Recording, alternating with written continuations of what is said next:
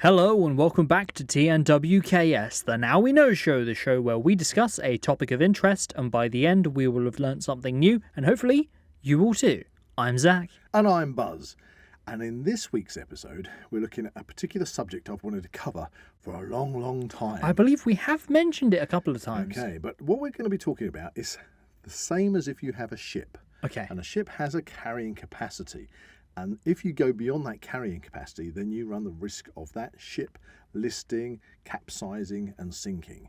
And what we're talking about is the carrying capacity of the Earth.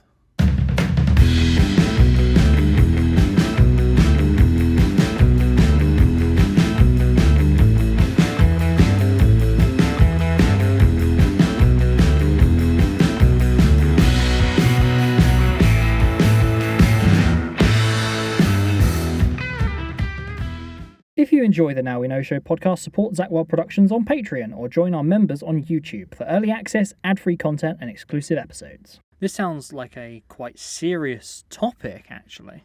Well, it certainly is. And the interesting thing about the carrying capacity of the planet Earth is that we are not talking conspiracy theories.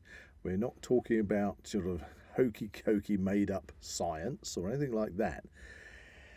It's a real and serious problem that is actually happening right now. And that's what we're going to be discussing. But before that... Or a little bit of our weekly, more sort of light-hearted Before we address the real question stuff in the room. That's right. It's time for Weird and Wonderful! So I brought in a weird and wonderful story this week. Hit me with it, Zak. Hit me with it. Reports of reptile in Buckinghamshire village investigated by brave Thames Valley police. A reptile? Is this somebody lost a pet or something? Well, officers from the South Buckinghamshire team at Thames Valley Police investigated after receiving reports of a reptile's head poking above the surface of the waters near Cholesbury, a village near Tring on the border with Hertfordshire, last week. So is this like their local Nessie then? Is it it has got a picture. Cryptid? It's a crocodile. Show. You got to show me. There you go. There's a picture of a crocodile. There is a. It's not one of them. Okay. But rather than having to battle an escaped man-eater, they found it was actually a replica or decoy crocodile's head, available from as little as £6.99 online and described in some reports as a toy. Yeah, when you showed me the photograph, I actually recognised it because I have seen them in people's ponds before. So obviously one has been placed in the lake. Yeah, and they got called out for it, which is quite funny. Well, it's quite funny. Yes, it's kind of taxpayers' money being paid for that. But at the same time, I mean, they'd get paid that anyway. I'm sure it livens up their day, I guess. I suppose. I'm sure the police should be doing something, really. But they could have been a real crocodile. So, the force took it in good heart, posting on Facebook, "Crikey, it's not every day that you get send reports of a crocodile in floodwater near Cholesbury." Wow, it's time to send with a picture under his arm. I wonder if that officer is now known as Crocodile Dundee. Crocodile Dun Cholesbury. Actually, I wonder what his surname was. That would be funny if you knew what the police officer's name was. They'd call him Crocodile, whatever. Don't be alarmed, the croc is now with us at the police station. There you go. They'll probably put it up on the wall as a trophy. That's quite hilarious. There we are. So it's weird and wonderful. I like that. It's weird. It's kind of wonderful. Bit silly, but it's fun. Anyway, for the less silly and more serious subject that we're covering, and it is a serious subject, and it's going to affect everybody. It already is affecting everybody, and it's going to affect everybody in the future, and that is the carrying capacity of Earth. Now, it's serious, and this is something that us, as the presenters, have been researching, and it's something that the people out there, our listeners, our wonderful, wonderful listeners, hopefully will take away from this particular episode, and it'll raise a lot of questions. Yeah. And I want it to raise questions, and I want people to talk about it and start thinking seriously about this particular subject. So, at the beginning of the podcast, you used the analogy of a sinking ship, almost equatable to the carrying capacity of the Earth. That's it. So obviously, the Earth is Earth. You can't sink; it's in space. Yes, it. So no comments. We're talking. No comments on the flat Earth. More precise. That's the topic for another podcast. So we're talking about the resources, essentially. Well, yes, Sustainable resources. Sustainable resources, sustainable living area, sustainable farming area for agriculture, everything. Yeah. It's all part of the same thing. Yeah. So, kind of, I don't know if this is a great analogy, but I'll throw this one in there. So, what I want you to kind of think about is if you think of a nice, big, large fish tank. Okay. A nice, big, large fish tank, and it's full of nice, clean water. And it's got a pump which is supplying oxygenated water into this tank, and it's got a pump that's filtering out any muck that's in there, because obviously you'll get detritus from the fish food and funny word.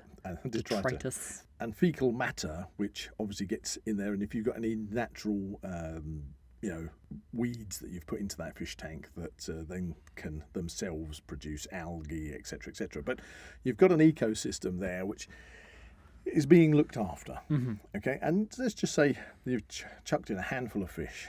Those handful of fish are absolutely loving it because they've got fresh, clean water. It's oxygenated water. It's good, clean water. It's being filtered. It is the Garden of Eden. It is this utopia for fish. Yeah. Not, I must admit, I'm going to say I am not a lover of putting fish in tanks. Okay, so I'm going to say that straight away. I don't agree with people keeping fish in fish tanks unless it's a species which is having to be saved from extinction, for example. They need to breed it, and the same goes for birds. Birds shouldn't be in cages. But anyway, that's just my opinion. But anyway, you've got this fish tank, and now the fish need to be fed. So let's just say that whoever the fish tank belongs to is giving the fish X amount of food per day. And let's just say that X amount of food has an excess, and that excess ends up, the fish are nicely fed, and they go, I can't eat this excess, and the excess goes to the bottom of the tank, and then it gets filtered out and everything else. So they've got lots of what we call resources, and they're doing well. And then you introduce more fish, or let's say the fish in the tank, they breed themselves and get more fish, okay? Yep.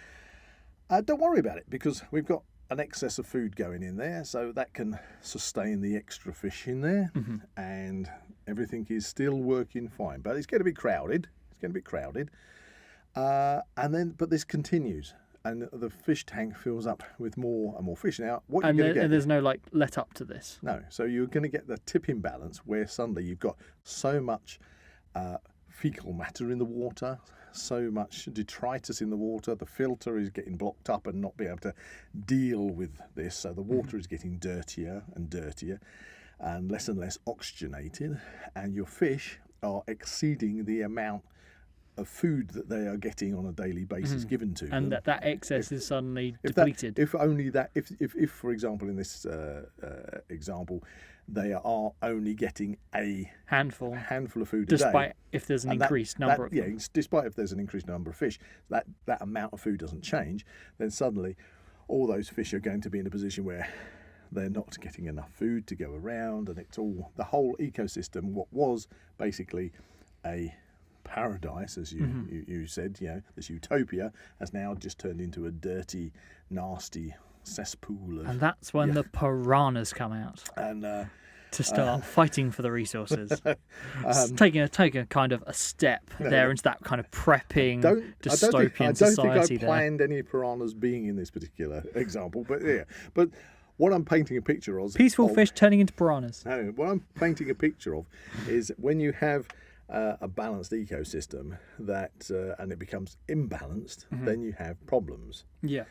And that's happening on planet Earth as it is, because planet Earth is our spaceship, and we are all its crew.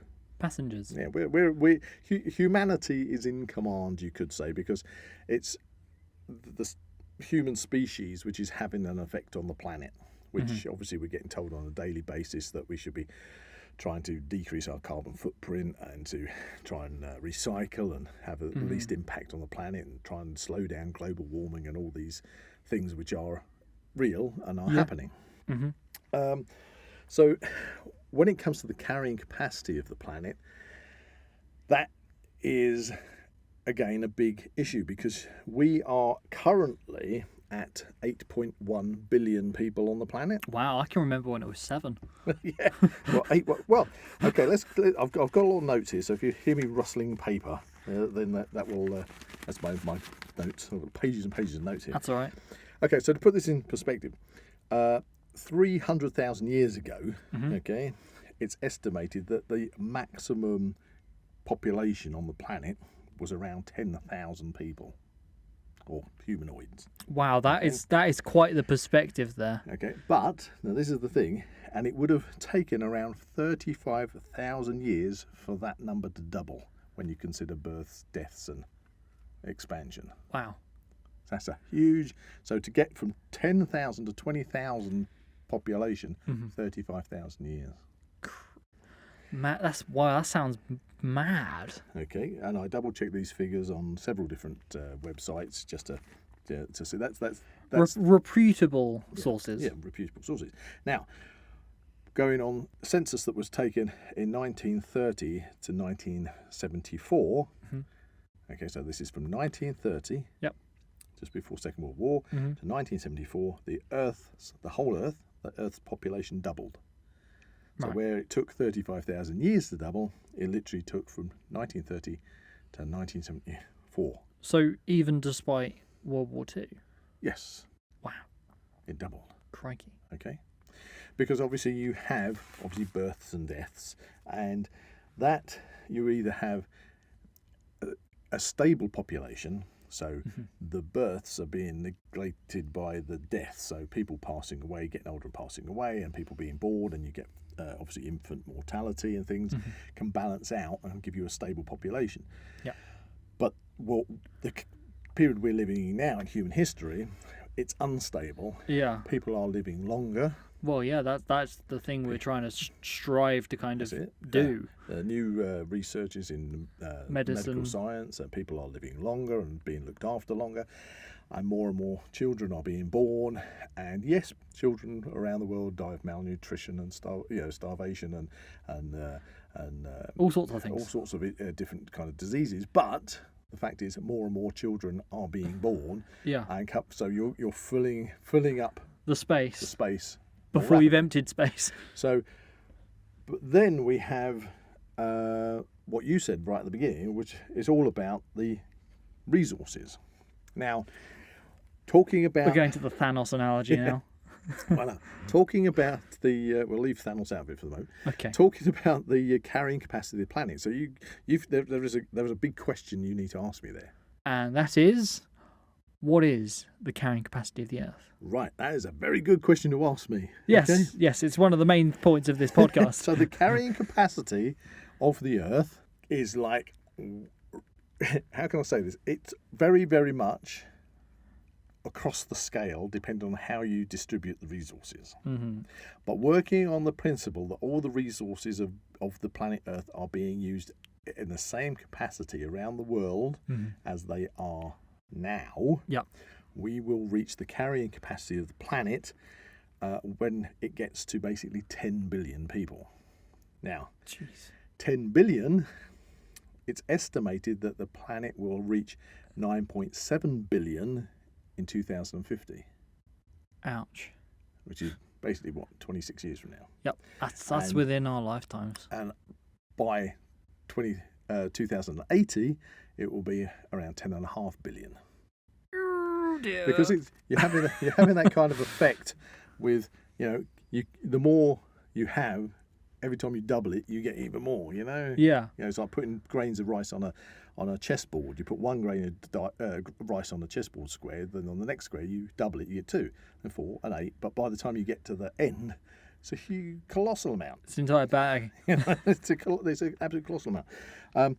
So the carrying capacity, and those out there listening to this, is guesstimate. The best guesstimate for the resources that we have is around about 10 billion people. Yeah, because we don't really have any kind of precedent for this, do we? We're not far off that. However, I say it can vary with the different studies that have been taken. So I looked into lots of different studies on this. So out of these studies, they were progressive in how many studies agreed the same results. Yeah? Right. And looking at these studies, 20 studies agreed that the carrying capacity of the planet is 8 billion. So we're already there. 14 of the studies all agreed it would be 16 billion. Ooh. Okay. 6 of the studies said 32 billion, and 7 studies 64 billion. And some studies say it could be as much as 1 trillion. So you're kind of saying, okay, Buzz, so why are you saying that we've got a problem here? Because obviously 10 billion is a long way away from 1 trillion people. Yeah. But that's the rub, really, because in the world, everybody lives differently and consumes resources at a different rate all over the world. Yeah. I kind of get what you're saying. I kind of get where this is going. Yeah. So, on average, a first world middle class person, so somebody that would be, just an average middle class person in the UK or in Europe or America, for example. Okay. Average Joe. Just an average Joe that has maybe, they work, they're renting a house or they buy a house and they can afford to go on holiday, that kind of, somebody that is comfortable. Joe Blogs. Not like in the rich factor. You're not upper classes or super rich or anything like that, but you're not scratching around trying to, just scrounge a living. Make a living. You're the middle classes, yes. Okay? So if you're average middle classes, each individual person consumes 3.3 times the subsistent level of food. Okay? And you say subsistence, what's that mean? The amount of food that you would need just to survive on. Okay. And a staggering 250 times the subsistence level of water per person. Right. So each person uses 250 times the amount of water that they would need just to survive. Okay. Right. Because that is the thing. It's you just need 2 litres of water a day to actually survive. Yeah, but when you spread it out on an average of everybody, or the amount of people that have baths, showers, cooking, all this luxury living stuff, washing cars, has pool, has a pool, waters their garden, whatever, in the first world we use loads and loads of water. Yeah. And then in other countries in the third world, then some people are desperate. You see the adverts on TV all the time. For having fresh water.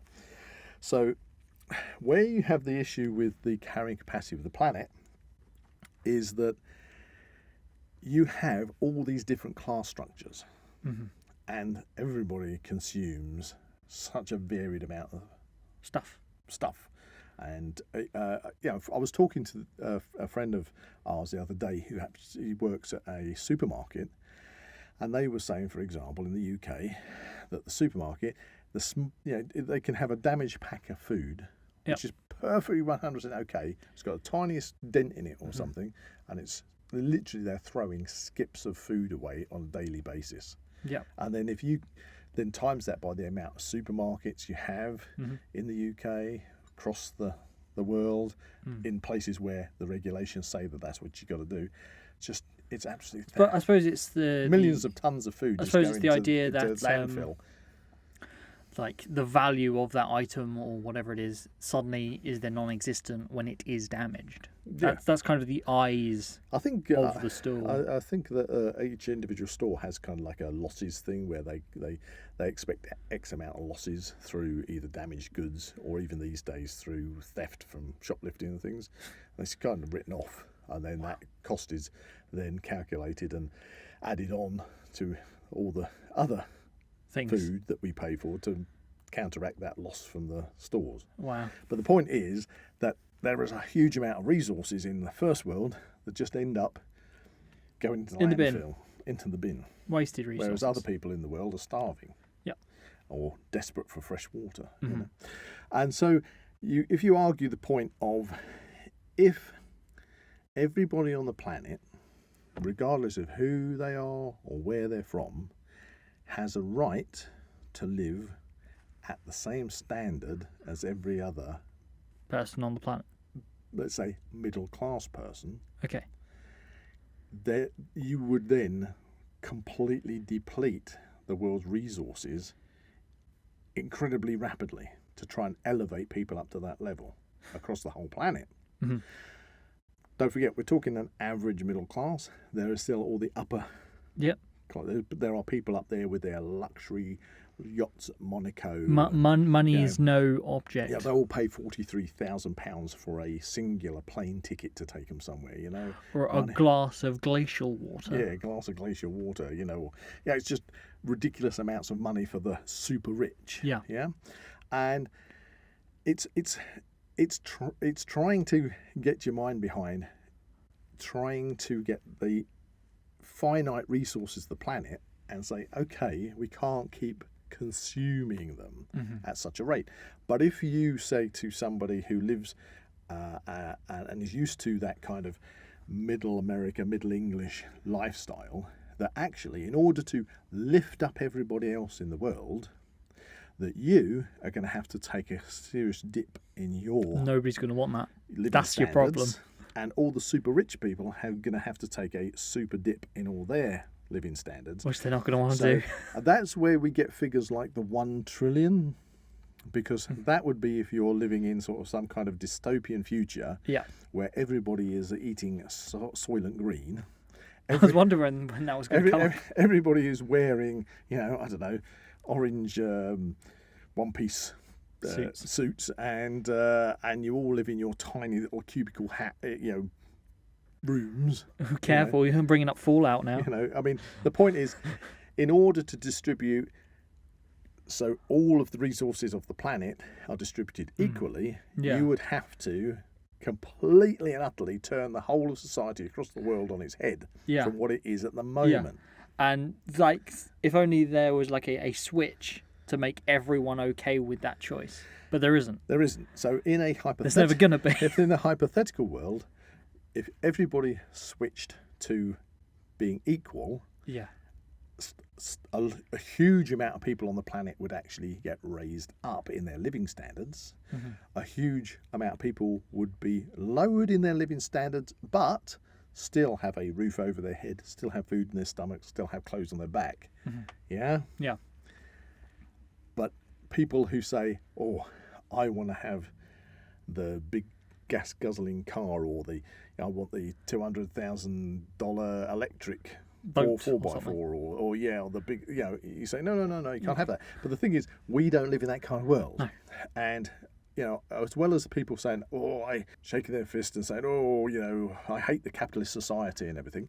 Yeah, capitalism does have its issues. But also within the capitalist society, for every, say, business owner that has started a business and from that business has now managed to employ people, and because has grown it from the ground up, because he or she has grown it from the ground up, and those employees have now got jobs that didn't exist before, and that allows them to buy their own houses or to afford their rent, and they themselves have a quality of life which allows them to go on holiday, maybe go to the Maldives or things, you know, etc. You're not all that happens legitimately. You still have behind the scenes all the people that make money out of, illegal gambling for, the world slave trade and sex trade, drugs, money laundering. All those people make gobbling all this money and using resources. So you've got to also convince all those to suddenly overnight become. Yeah. You don't need all this money. Exactly. You don't need to be driving around in your Ferraris and everything, and you know. Well, their response to that is going to be, "Well, I earned this." Yeah, they're not going to be interested, are they? No. So they're going to tell you to take a hike, Mike. Exactly. So what we have is on a social level, nobody is going to bend. Nobody's going to budge. Yeah. Nobody's going to budge from what they have are happy and want. with. Yes. You know, and that's the big problem. So we again end up back to this figure of 10 billion people being the tipping point where the resources are starting to get very, very stretched. Now, we add into that the other issues that mankind is causing at the moment, such as, of course, the big one, global warming. I mean, this, in fact, today on the news, it was officially stated that every single day since the beginning of the year, the sea temperatures have increased every single day. Jeez. Okay, and that this April, on the case of the whole planet, was the warmest April on record. That seems to be such an ongoing trend. It's like it's always the hottest day, week, Exactly. month there's ever been. And as we speak, And we keep hearing this. As we speak, there are severe droughts in certain parts of the world and huge amounts of flooding in other areas. So people are literally getting pushed off their land. Agriculture is getting destroyed because the land is basically, you just can't farm it anymore. Places are becoming barren that you can't live there anymore. So the inhabitable amount of land on the planet is decreasing. Now, you've also got to be able to feed everybody. And look what happened when Russia invaded Ukraine. Suddenly, Ukraine being like the breadbasket of the world, all the grain exports ceased. Yeah. And massive supply problems. Have massive supply problems. And in Africa, they have a saying where I think it's bread is life. And they were having huge issues because they weren't getting grain supplies. So you're going to have issues where as the population expands and you've got to home people got to have somewhere to live, but then you have to find places to grow the amount of food required to feed all these people. That could bring us into that kind of discussion, that grey area of veganism over being an omnivore or vegetarian, because people. It is a fact that if everybody stopped eating meat, all those animals that currently are being farmed would be surplus to requirements. So you're either going to eat them all up to finish them off, or nobody's. I mean, what farmers are going to care for a herd of 500 cattle that they've got to afford the feed for, and they can't sell the meat because nobody's eating meat anymore. Exactly. So you're going to have an initial problem of winding down that. But if you wind that down, because a huge amount of land mass is basically just there growing food for the animals that we're going to consume, and the animals themselves are on land that you're not growing arable crops on. So if you stopped eating meat, then you would gain lots of land which you could grow crops on. But as global warming is creating issues with severe weather events, flood, I think last year just in England, loads of crops failed. Exactly, yeah. Because it was too hot and too dry, things like this. And then you've got other factors in just growing. If the whole of the population of the planet is going to go over to not eating meat but going to go over to more of a sort of a vegetarian approach, then you still have to fertilize. What a horrible thought. Well, Personal opinion. I'm not at all into factory produced massed meat plant type meat. If I eat meat, the stuff that always professes to be vegan friendly, and it's like, we're not going to get into that vegan discussion because that is a big discussion about veganism. It's a podcast unto itself. Yeah, we'll cover veganism, but the meat I eat. Do you know any vegans? I do know some vegans, and I have to get them in for a guest. Usually it's because they will tell you immediately that they're a vegan. Before Anyway, controversial. So if you went over to a vegetable-based diet, a huge amount of the what do they call it in products when you're buying something which is not using human-made fertilizers? It's organic. That's it. So you go to a shop and you can buy organically grown food. Yeah. And the vegans probably love the organic. And most of it is grown using animal fertilizers, bless them. So it's horse manure, cow manure, pig manure, ground up bone meal. Isn't that using the animals though? Don't tell the vegans that, but yes, they're eating food which is basically being fertilized by waste products from animals. And don't even talk about the water. Let's not go there. Anyway, so I'm pushing buttons. So then, if you're not going to use any kind of animal fertilizer, you've got to then. I think you can use some legumes, so types of things like peas and beans. In them, they grow and add nitrogen to the soil. But you're going to have a big rethink of how you are going to grow crops across the planet to supply enough food for everyone. And that obviously doesn't take into account the fact that as we have the expanding population, you're going to decrease in the amount of land that you can live on. No, no, you live on. You've got to live somewhere. So Yeah. where all these people are living is decreasing the agricultural land. Yeah. But also, agricultural land does not help for biodiversity, because what they do is they go down and cut down rainforests to grow their Palm oil.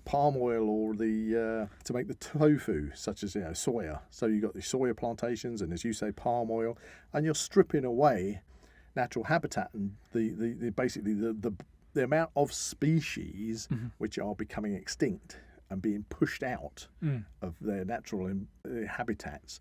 So the world isn't getting any bigger. No, and so as we get global warming and we're losing coastal areas, or we're losing areas because they're becoming too hot, so you now can't grow any crops there because there's no water, and or you're getting these. I mean, in Mediterranean last year we had the wildfires and everything, and that rocketed the price up of olive oil and olives and things, because obviously you get these natural disasters. So what you're going to have is this really big problem on literally just feeding everybody, let alone all the other types of resources that humans require. So as like a fundamental human right. Well, yeah, or what we consider to be. I mean, people are not going to want to take a dip in their living standards to help somebody they're never going to meet across the other side of the world. Exactly. It's not going to happen. In fact, humans are incredibly selfish. You would get riots on the street if it was suddenly said, we got to, by law, enforce that actually everybody's going to go on ration books now, in order that we can feed everybody across the planet, and that we can lift people up to the same level of living standard. Yeah, everyone is all for equality until it affects them. Yeah, and that is the big problem, because as it stands at the moment, we are just running blindly into this. No politicians that I've noticed are talking about world population, or should I say world overpopulation. But could you imagine if they did? What would be the reaction there? Well, they would be shunned. The first question is, well, what do you suggest we do about it? I mean, you can't go to the extremes of, goes back to what you said at the beginning, the Thanos initiative where you click your fingers and half the population disappears. Logan's Run. You can't say, okay, you get to the age of 40 and yes, you've got to go to the carousel. That's just not going to happen. Soylent Green. Yeah, or the fact is that all the areas that people need food. Let's make the people food. Everything that is all the areas that grow food, and again, you mentioned Soylent Green. In that one, fresh meat was just something that was, because all the animals had gone. All the people only saw tigers or deer on film because they're all gone. Yeah. Because of natural destruction of the planet's natural resources and their natural habitats. So that's when it goes over to protein blocks from Snowpiercer or protein farms from Blade Runner 2049. Yeah, and they're already talking about, okay, we've got to eat the insects. We can switch over and everybody can eat the locusts and eat the Have you ever eaten a locust? Yeah, we went to a party where they had locusts and I think mealworms as well. Somebody did dare me to eat a locust once, and I did. It's just like a crunchy carapace, really. Yeah, it didn't really have much taste. It was just like crispy. But you're not going to get vegans eating insects. Grief! No. Imagine the riot. Then you'll get riots. Even more riots if they know that the Soylent Green is coming on board. So we are on this cusp of literally in our lifetime. Potentially. Well, it's not a potential. High possibility. I mean, the only things can sort of tip the balance, if you like, would be another major, and I mean major, it'd have to be a major pandemic which wipes out a huge amount of population. We are COVID-29. Or, I don't want to even have to think about it, but if there was a major world war where, again, huge amounts of population were wiped out through basically warfare. But then from the 1930s to the 1970s, at the beginning of the podcast, you said that the population actually doubled.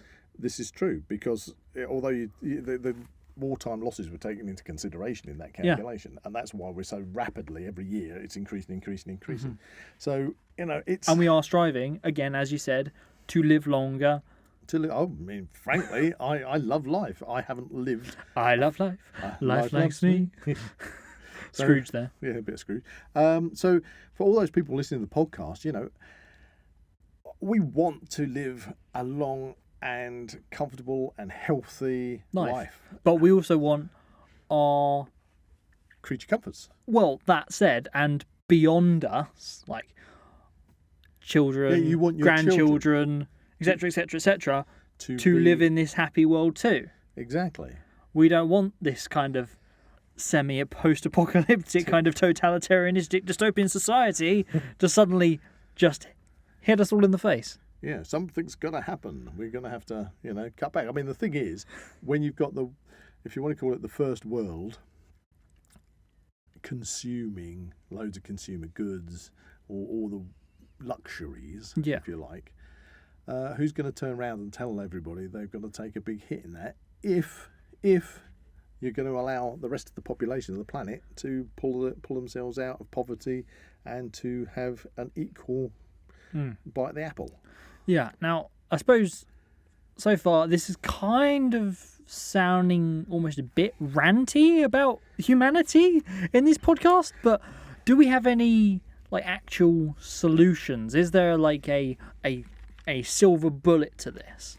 Right. Well, that is a good question, because personally, I've kicked the figures around. Mm-hmm. I've looked through factors of births, deaths, and the fact that it's unstable in that it isn't keeping our population stable. Mm-hmm. We are continually increasing in population, so that's one thing that's out of the window. In the fact that we are getting places, less and less land for people to inhabit, that isn't going to have a knock-on effect by taking up agricultural land. And also the fact that if you can't really expand agricultural land indefinitely, because you are then destroying all those natural habitats for the wildlife that alone habitable spaces. Yeah. You've got to have enough food to feed everybody. You've got to have all the resources to support everything. I don't really see a silver bullet. Well, I suppose looking to it's not really an extreme, it's a thing that's also happening. Potentially, we're talking about the analogy of we are on a ship.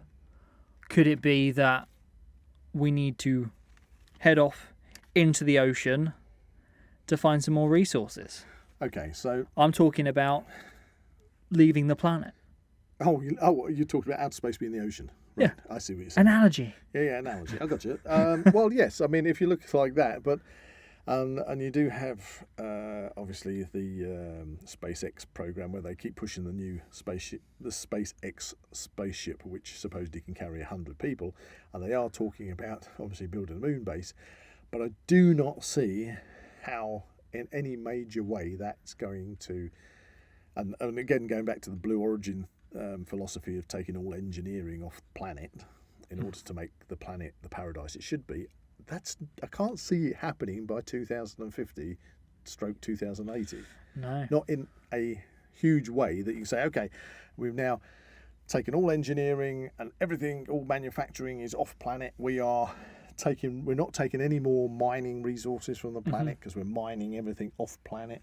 We've got huge biospheres in space growing food. Elysium. That's a it. massive it would ring around the planet. Unfortunately, I don't want to bring up a conspiracy theory at the moment, but there is one that I've sort of heard it come up a couple of times, which is called the Exodus Initiative, which is talking about the super rich.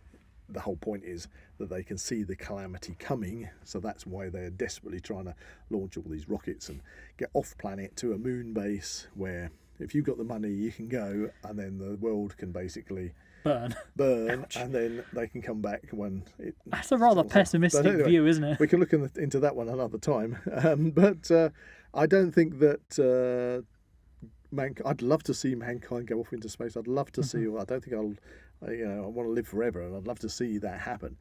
But in the immediate future, I really don't see that that's going to make a dent in what we're talking about, the problems of overpopulation when it comes to the carrying capacity of the planet and how you divide up the resources in order to make sure that everybody can have a sustainable an equal opportunity to a comfortable life. Yeah. So it's a tricky conundrum. There isn't really like well, again, we've covered like the whole epidemic, potentially war, mass events where like the population would suffer a massive dent. That's kind of your only like. That's they would be the only. I wouldn't call war natural, but they would be the only sort of an asteroid from space or something. I don't know. I mean, we're not talking doomsday prepper. No, and we're not. We don't want these things to happen. That's the thing. That's the rub.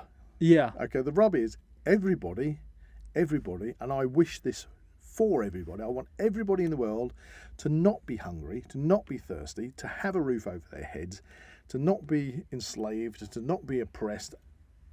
Don't want any war. I want everybody just to be happy, and to enjoy life with their families, and just basically have food in their bellies, clothes on their back, and have a fair crack of the whip like everybody else. Yeah. That's not how it works. No. And I can't change it. You know, and I don't think there is a will out there. And wherever there would be a will to change things, there will be also those people that can see how they can make a fast buck out of it. Yeah. You know? Yeah. Because even in even in a socialist society where everybody is meant to be equal and everybody is given the same amount of money, and they put the same amount of work in to basically say we're doing it for my brothers and sisters in this socialist society, you've still got people that will be living in mansion houses, eating caviar, looking down on the people, a bit like with at the film Animal Farm, where they're saying, oh yes, but we are organising all this for you, brothers and sisters, you know. But in fact, there's always going to be people, because it's human nature, that will take I'm going to say take the piss and try and get more out of it than everybody else. Yep. Yeah. That is very true. Basically, when it comes to the capitalist side, that's how it works. You want to make the newest phone, the newest gadget. You want to sell it to people. You need this. Yeah. It doesn't matter if children have been digging out, mining these absolutely disgusting resources out of open mines in some third world country, so you can have your up-to-date electric car. You know, that doesn't matter because you want this. Yeah. You need this. You know? This makes your life better. If you don't have this, your life isn't better. You know. So that's the commercialism of capitalism, and so it comes right back to the whole point of the subject of this discussion is the carrying capacity of the planet is, on the best estimates, 10 billion people, and we're going to be hitting that around 2050 or just after. And that means resources are going to be really, really getting stretched. And that means if there's any issues with supply and demand, with any kind of extreme weather events that hit agriculture and things, we stand to have a lot of issues in the very near future. And I really don't know what to do about it, personally. Does anyone out there in the cosmos on the planet Earth have any suggestions? Please let us know. I would say if I came from a practical prepper's perspective... we're going to prepping now. I would say you can only kind of look at life from the perspective of yourself and those around you, your family. It's basic survival, isn't it? And just do what our grandparents and great-grandparents did. Prep, have some stores, and then if there is a blip... If there is a supply issue, if you have to get by for a month or two, you can. And you can ride the wave with less hassle than perhaps you would have had prior to that.